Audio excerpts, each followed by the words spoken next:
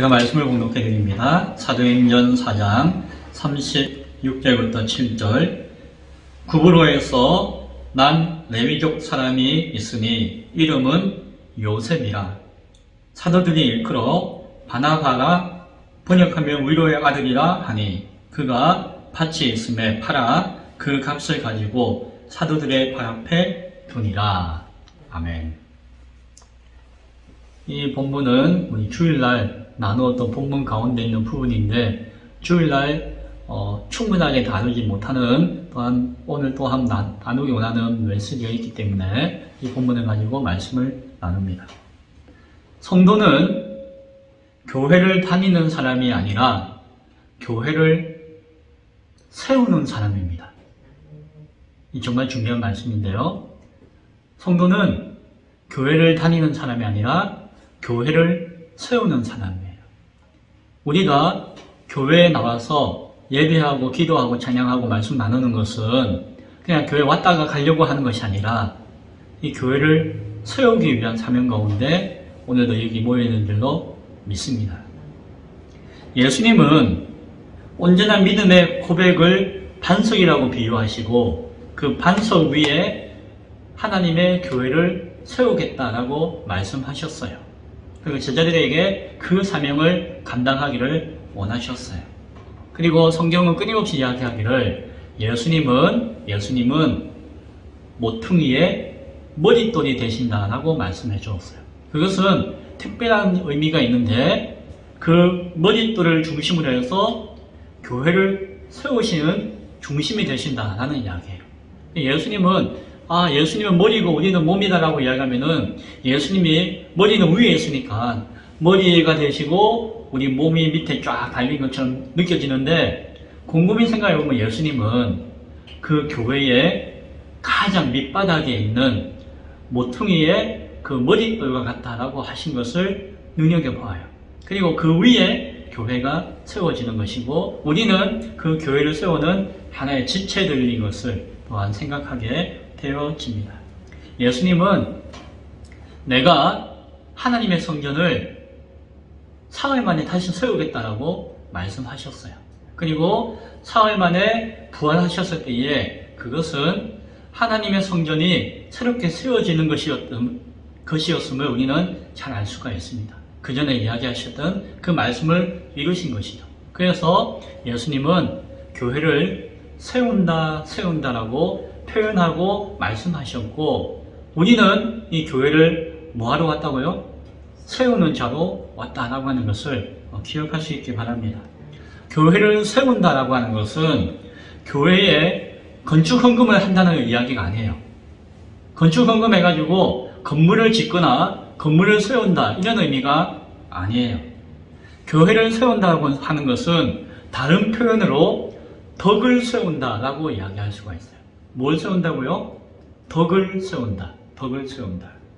덕을 세운다라고 하는 것은 그 단어가 있는데 오이코도메오라고 하는데 어려운 말이니까 어려운 말을 생각하고 교회를 세운다라고 하는 것이 하나의 단어예요. 그래서 교회를 세운다, 덕을 세운다라고 할 때에 덕을 세운다라고 하는 것은 우리는 덕을 세운다라고 생각하지만 성경에서 덕을 세운다라고 하는 표현의 단어는 하나의 단어인데 그 단어입니다. 그 단어의 뜻은 무엇이다? 짓다, 세우다, 건축하다, 설립하다, 새롭게 재건하다 라고 하는 의미를 가지고 있는 단어예요. 그 단어를 가지고 한글말로 뭘로 표현하는 거 아니? 덕을 세운다라고 표현했다는 것이. 그래서 단순하게 건물을 세운다, 건축한다, 세운다, 짓는다는 단어를 가지고 와가지고 교회에 적용할 때는 그것을 뭐라고 번역한다? 의미는 덕을 세운다라고 표현했다라고 하는 것이. 그래서 성경에서 덕을 세운다라고 할 때에 이 덕이라고 하는 것은 지, 덕, 체할 때에 덕이다, 도덕의 덕이다 이런 의미가 아니라, 이런 의미도 있겠지만 이런 의미보다도 무엇이다? 바른 교회를 의미해요. 덕을 세운다라고 하는 것은 무엇이다? 바른 교회를 세운다라고 하는 것과 같은 의미다라고 하는 것을 우리가 기억할 수 있기 바랍니다. 교회는 그래서 끊임없이 새롭게 세워져 가야 하는 것이. 고린도전서나 로마서나 사도 바울의 바울 서신을 통해서 보면은 끊임없이 너희는 교회를 세워야 한다, 교회를 세울지다, 우리는 교회를 세운다는 표현을 하고 있어요. 그것을 다른 말로 덕을 세운다, 덕을 세운다라고 표현하고 있는 것을 보게 되어져요. 그래서 교회는 그냥 교회 세워졌잖아요. 그것이 아니라 끊임없이 교회는 세우고 또 세우고 새롭게 세우는 것이 바로 교회이고, 그것을 덕을 세운다라고 하는 구체적인 모습으로 성경은 표현하고 있다는 것을 우리는 기억해야 할 줄로 믿습니다. 오늘 처음 교회가 세워지는 모습을 사도행전을 통해서 보잖아요. 우리가 사도행전은 교회가 세워졌고 교회가 세워지고 교회를 세우고 있는 내용들을 기록한 내용이 사도행전이에요. 구체적인 내용. 그래서 오늘 처음 교회가 세워지는 모습을 바라보면서 그 모습이 어땠는지를 통해서 우리가 교회를 세우는 모습을 생각하기를 원해요. 믿는 성도들이 한 마음과 한 뜻이 되어서 예수님과 예수님의 부활을 증거했다라고 이야기하죠. 그것이 교회를 세우는 모습 가운데 있었어요.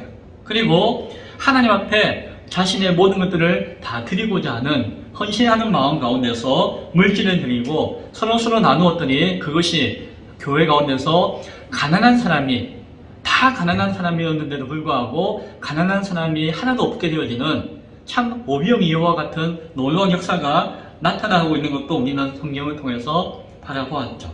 그리고 그 말씀이 이루어지는 가운데 중간에 오늘 한 사람의 구체적인 이름이 딱 하고 나와요.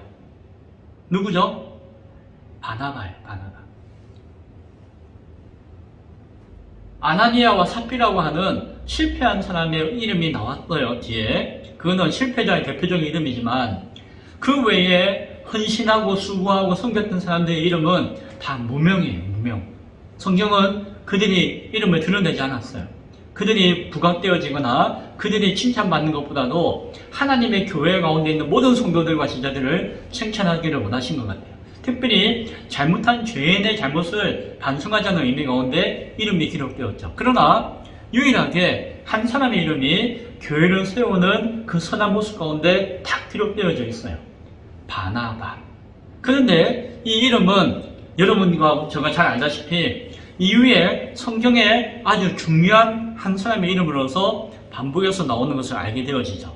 이전에는 우리가 바나바라고 하는 사람에 대해서 한번 살펴본 적이 있었죠. 그러면은 왜 교회를 세우는 그 사명과 과정 가운데 모두가 헌신하고 모두가 수고했는데 특별히 바나바라고 하는 한 사람의 이름을 갑자기 턱 하고 성경에 기록하여서 내어놓았을까? 그 이유가 무엇일까? 곰곰이 생각해 보았어요. 제가 그러면서 오늘 이 말씀의 은혜를 깨닫게 되어지고 참 감사하였습니다. 그 은혜를 나누길 원해요. 바나바라고 하는 그 이름의 의미를 아는 것이 참 중요하겠다라고 하는 것을 바라봅니다. 그럴 때에 교회를 세우는 것이 우리의 사명이잖아요. 그러면은 교회를 처음 세우는 과정 가운데 기록되어진 바나바라고 하는 사람의 그 이름의 의미를 통해서 오늘 우리가 교회를 세우는 자로서의 사명을 한번 새롭게 도전받고 바라볼 수 있기를 바랍니다. 자, 바나바에 대해서 성경이 기록하여 오늘 부전이죠. 간단한데 기록한 내용이 무엇입니까? 바나바는 구브로라고 하는 섬에서 태어났어요. 제가 전에 그 신약 성경 지도 보여주고 여기에서 오고 했을 때에 그 지중해에 하나의 섬이 있었는데 그게 구브로라고 하는 섬이에요. 그 섬에서 태어난 것 같아요. 또한 그 조상은 레위 족속이었다라고 이야기해줘요. 그래서 디아스포라, 즉 자기 고향을 떠나서 있었던 유대인이었지만 정통성을 가지고 있는 뼈대에 있는 가문의 유대인 중에 한 사람이 바나바였다라고 하는 것을 우리는 보게 되어져요.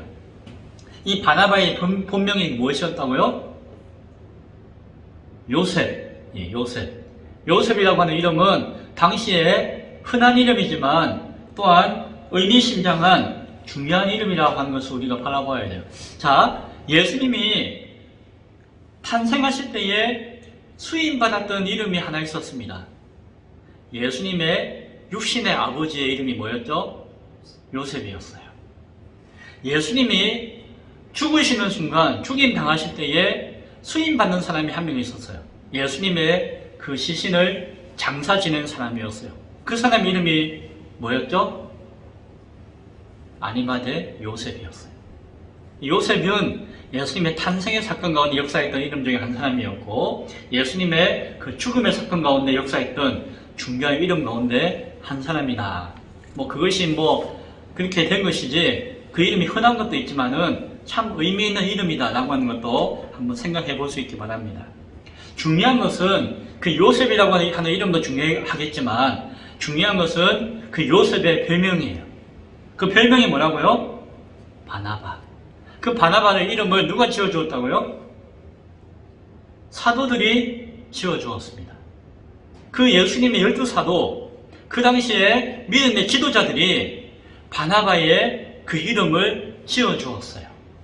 요셉이라고 하는 이름이 있는데, 별칭을 지어주는 것도 그 당시의 풍습인지 몰라도, 요셉 그 이름도 중요하지만 당신은 바나바입니다 라고 그냥 다른 사람이 아니라 사도들이 바나바에게 그 이름을 불러주었다라고 오늘 성경은 이야기해요. 좀 바꿔 이야기하면은 그 바나바라고 하는 이름이 얼마나 귀하고 권위 있는 사도들이 인정했던 이름인가. 사도들이 그 요셉의 모습을 바라보면서 야, 당신은 정말 바나바입니다 라고 불러주었다는 것이에요. 그리고 바나바의 여동생이 있었는데 그 여동생의 아들이 누구였을까요? 마가 요한이에요.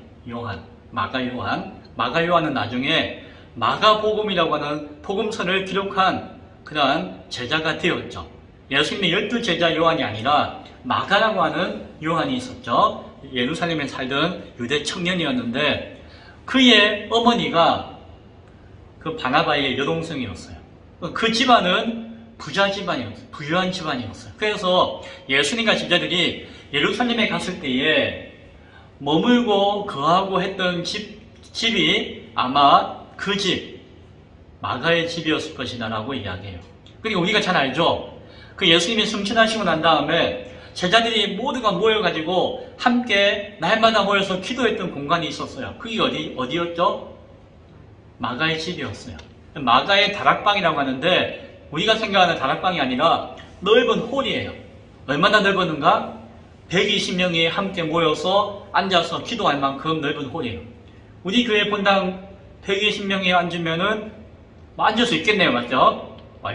앉으면 앉을 수 있겠네요. 그러니까 최소한 요 정도 되는 공간이 있는 집이죠. 당시로서는 작은 집은, 작은 방은 아니었을 것이에요.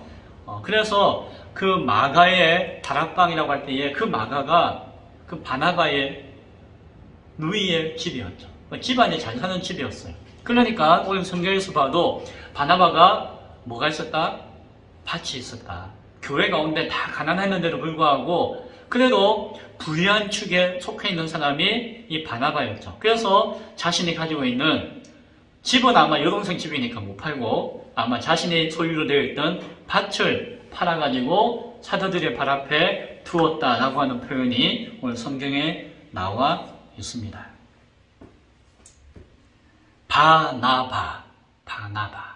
바나바라는 뜻은 바르나바. 정확하게 바르나바인데 바르라고 하는 거냐? 우리는 그냥 바라고 해요. 바라고 하는 것은 아들이라고 하는 뜻이에요. 바요나 시모나 할 때 요나의 아들 시모나라고 하는 의미가 있습니다. 바예수함은 거짓된 사기꾼 바예수라는 사람이 있었는데 예수라고 하는 인물의 아들이라는 의미가 있어요. 바라고 하는 것은 누구의 아들이라고 하는 뜻이 있는 것이에요. 바나바라고 하는 이름은 무엇이다? 나바의 아들이라고 하는 뜻을 가지고 있는 것이에요. 바나바라고 하는 뜻은 이 나바라고 하는 것이 중요한데 나바라고 하는 것은 히브리어로 나비라고 하는 것, 나비는 선지자예요. 선지자. 나비와 관련되어서 의미를 가지고 있다라고 이야기해요. 그 말도 맞아요. 또 하나는 나바르라고 하는 뜻이 있는 나바스라고 하는 뜻이 있는데 나바스 그것은 위로하다라고 하는 뜻을 가지고 있어요. 위로하다. 그런데 여기서 위로한다는 것은 위로한다는 것이 아니라 그 말씀을 가지고 위로하고 말씀으로 권면하고 말씀으로 예언하고 말씀으로 격려하고 말씀으로 용기를 준다는 의미를 가진 거예요. 이해되시죠? 나바스는 그 예언의 말씀을 통해서 위로하는 것을 이야기해요. 이거 그냥 위로한다 이런 의미가 아니라 그 말씀으로서 위로할 때에 그 의미를 가지는 것이에요. 그래서 바나바는 나바의 아들, 즉 말씀의 아들, 위로의 아들, 말씀의 권위의 아들, 말씀을 통한 예언의 아들, 이런 의미를 가지고 있는 것이. 그래서 오늘 성경은 번역하면은 위로의 아들이다 라고 하고 딱 되어 있죠. 이 위로라고 하는 단어가 그냥 그 안에는 말씀을 통한 격려와 용기와 권면의 위로다 라고 하는 것을 우리가 아시면 되는 것이에요. 바나바. 그 의미가 그런 의미가 있는 거죠. 그래서 단순히 위로가 아니라 말씀으로 권면하고 말씀으로 용기를 주고 말씀으로 위로하는 자의 아들이다 라고 이야기하는 것이죠. 그럼 바나바의 성품과 모습이 어땠다는 것이에요? 말씀에 깨어있고 말씀에 무장되어 있고 말씀을 권면하고 가르치는데 뛰어난 사람이에요. 그래서 그가 말씀을 전하면은 말씀을 통해서 용기를 얻고 말씀을 통해서 위로를 받고 말씀을 통해서 권면을 주는 그러한 역할이 그 교회 안에서 아주 잘하고 있는 그러한 사람이 누구였다? 요셉, 바나바. 그래서 사도들이 당신은 정말 바나바, 말씀의 아들입니다. 위로의 아들입니다. 라고 표현하는 것이에요. 위로의 아들이라는 것은 권면에서 다른 성경에서 보면은 바나바의 이름은 권위자라고 했죠. 권위자는 권면과 위로의 아들이다 라는 의미를 가지는 것이에요. 권위자다라고 표현하는 것도. 바나바가 이런 사람이었어요. 다른 데 보면은 사도행전 11장에 보면은 착한 사람이다. 그리고 성령과 믿음이 충만한 사람이었다. 착한 데다가 그리고 성령 가운데 믿음 가운데 충만한 가운데다가 말씀도 분명하고 깨어 있으니까 얼마나 사람들에게 위로가 되었어요. 그냥 잘 될 거야 하고 격려하는 것이 아니라 말씀을 통해서 위로하니까 얼마나 힘과 용기가 되었겠습니까? 바나바는 그런 사람이었다라고 하는 것을 보게 되어집니다. 말씀으로 교회를 세우는 사람이었어요. 바나바는. 처음부터 끝까지 그런 사람이었던 것을 보게 되어져요. 바나바는 나중에 어떤 일을 했습니까? 처음 교회를 말씀으로 세웠다는 것을 알게 되었죠. 그래서 그는 단순히 밭을 팔아서 내어놓은 사람이 아니라 그 이전에 말씀에 깨어있고 말씀에 능하고 성령으로 충만해서 말씀으로 위로하고 격려하는 사람이었던 것이에요. 그런 가운데서 자신이 가지고 있는 밭도 내어놓았다는 것이죠. 그래서 밭을 내어놓은 많은 사람 가운데 바나바라고 하는 이름을 성경은 기록하고 그 의미를 우리가 바라보기 원하는 거예요.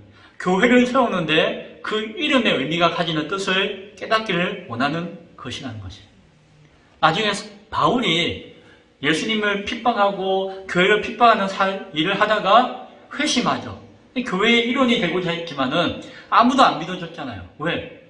우리 죽이려고 하는 사람이 예수 믿는다고 해가지고 왔네? 어떻게 믿어요? 그런데 그 사울을 안아주고 이해해주고 도와주던 사람이 누구였죠? 바나바였죠. 그래 끝까지 책임져 주었어요. 그래서 그를 믿고 그와 함께 이방인 사역을 감당했잖아요. 아무도 가지 않는 모두가 예루살렘 교회에 앉아가지고 그 안에서 머물러 있었지만 저 이방인들을 향해서 예수는 전혀 모르고 복음을 전혀 모르고 하나님을 모르는 저 이방인에게 복음을 전하고자 할 때에 바나바가 바울과 함께 그 사명을 감당했죠. 교회를 세웠잖아요. 처음 교회도 세웠지만은 이방인들의 교회를 끝까지 세워나갔던 사명을 감당했던 사람이 바나바였다라고 하는 것을 보게 되어져요. 나중에 조카였지만 마가가 소외되고 버림받아가지고 참 어려움 당할 때에 그래도 바울은 그래도 안 돼! 라고 하더라도 이 바나바는 조카이기 때문에 그럴 수도 있고 같은 유대인의 입장에서 이해를 했기 때문에 그럴 수 있지만은 마가의 편에 서가지고 또 마가와 함께 통역하는 모습을 보여주고 결국 이 마가는 바울과 관계가 회복되어지고 이 마가는 결국에는 성경을 기록하는 위대한 사명을 감당하는 제자 중에 한 사람이 되게 했잖아요. 이 바나바가 그런 역할을 했던 것이, 이 모든 것들이 다 교회를 세워나가는, 교회를 세우는 사명자의 모습을 가지고 있던 것을 보게 되어져요. 저는 이 바나바를 묵상하는 가운데 또 하나의 단어를 떠올랐어요. 이것이 저에게 주시는 은혜였는데 무엇인가 하니 보혜사예요. 보혜사. 보혜사는 말 들어보셨어요? 성경에 나오죠. 보혜사는 단순하게 이야기하면 위로자라고 하는 뜻을 가지고 있어요. 보혜사는 정확하게 이야기하면 파라클레토스라고 하는 단어인데 그 의미는 남을 돕기 위해 부름받은 사람이다 라고 하는 뜻을 가져요. 뭐라고요? 남을 도와주기 위해서 세워진 부름받은 사람을 보혜사라고 표현하는 것이에요. 그런데 성경은 그 보혜사라고 하는 단어를 어디에 사용했는가 하니 예수님이 제자들에게 성령님을 소개할 때에 보혜사라고 하는 단어를 가지고 소개했어요. 요한복음 14장에 쭉 보면은 14장 16절에 내가 아버지께 구하겠으니 그가 또 다른 보혜사를 너희에게 주사 영원토록 너희와 함께 있게 하리니.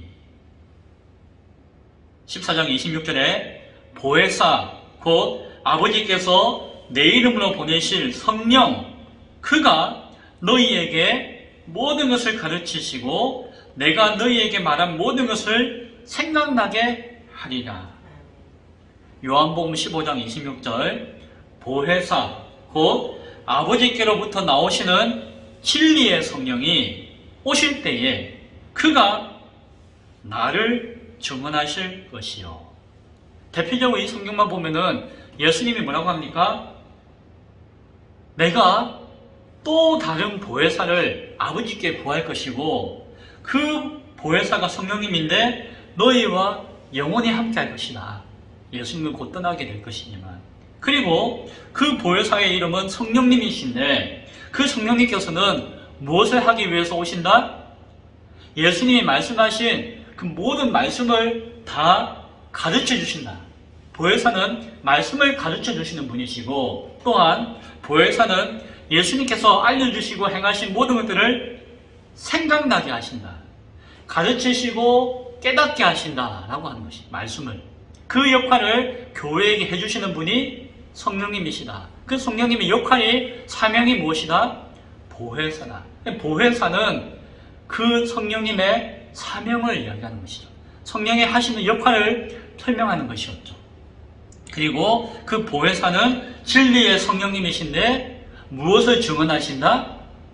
나를, 예수님을 증언하신다라고 이야기해요. 그래서 보혜사이신 성령님은 예수님의 모든 것을 가르쳐 주시고 예수님의 모든 것을 생각나게 하시고 진리의 영으로서 예수님을 증언하시고 예수님의 가르치는 모든 것들을 권면하시고 그것으로서 교회를 위로하시는 분이 보혜사라는 것이죠. 그 도와주는 사명을 감당하는 자가 보혜사인데 즉 성령님이 우리를 교회를 돕도록 보냄받았다라고 하는 것이 성령님의 역할이 보혜사라는 것이. 그 보혜사를 간단하게 뭐라고 표현했다고요? 위로자라고 표현했어요. 자, 어디서 많이 들어본 거 아닙니까? 어디서 들어봤죠? 바나바. 나바스라는 단어의 의미가 또한 그것이었어요. 위로자. 그런데 그 위로하는 것이 무엇으로 위로하는 것이었다고요? 말씀으로. 그런데 보혜사가 누구라고요? 그 말씀을 깨닫게 하시고 가르치시고 깨닫게 해가지고 예수님을 증거하는 것이 보혜사 성령님이시는 거예요. 그러면은 바나바라고 부를 때에 그 제자들은 사도들은 알았을까요? 몰랐을까요? 보혜사를 알았죠. 아, 당신은 그 바나바입니다라고 할 때에 당신은 나바스의 아들입니다라고 할 때에 그 표현은 그것이지만 그 중심은 무엇이었을까요? 당신은 보혜사의 아들입니다. 보혜사입니다라고 이야기 못하죠. 보혜사는 예수님이시고 성령님. 예수님은 요한일서 2장 14절에 보면은 이렇게 이야기해요. 요한 사도가 나의 자녀들이 내가 이것을 너희에게 쓰면 너희로 죄를 범하지 않게 하려 함이라. 만일 누가 죄를 범하여도 아버지 앞에서 우리에게 대언자가 있으니 곧 의로우신 예수 그리스도시라 라고 하면서 우리를 위해서, 우리가 죄를 지었음에도 불구하고 우리를 위해서 대언하시는 분이 있는데 예수님이시다라고 이야기하죠. 여기서 대언자가 있으니라고 할 때 이 대언자가 무슨 말인 거 아니? 파라클레토스예요. 뭡니까? 보혜사예요. 그래서 한글로는 대언자라고 이렇게 번역되었지만 그 원래 뜻은 보혜사입니다. 그래서 누가 보혜사다? 예수님이 우리의 보혜사시다. 예수님이 이전에도 우리를 대신해서 도우시기 위해서 오셨기 때문에 보혜사이시고, 지금은 성령님이 우리 가운데 보혜사로 오셨지만 그럼에도 불구하고 그 보혜사의 사명을 예수님은 지금도 하나님 곁에서 우리를 위해 중보하시고 기도하시고 우리의 죄를 위해서 애쓰시고 힘쓰시는 모습 가운데서 감당하고 계시다는 것이에요. 예수님이 또 다른 보혜사를 보내시겠다고 할 때에, 그러면 처음 보혜사는 누구였나요? 예수님이에요. 예수님이 가시고 또 다른 보혜사가 성령님이시라. 보혜사는 예수님이세요. 보혜사는 성령님이세요. 보혜사는 하나님이세요.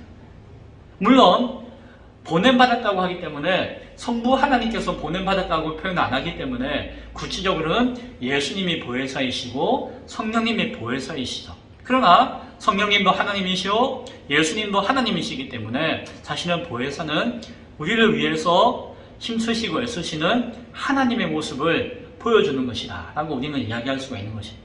바나바 당신은 성령의 아들입니다. 당신은 그리스도의 아들입니다. 바꿔 이야기하면 당신은 하나님의 자녀입니다. 자, 이렇게 이야기하면 그 바나바는 성도 우리의 모습이 되어야 할 줄로 믿으시기 바랍니다. 왜 바나바라고 하는 이름을 기록해 놓았을까요? 교회가 세워질 때에. 그것은 바나바라고 하는 요셉이 중요한 것이 아니라 바나바라고 하는 그 이름이 가지는 의미가 중요한 것이에요. 보혜사로서, 돕는 자로서, 권면하고 위로하는 자로서 교회를 세운다는 것이에요.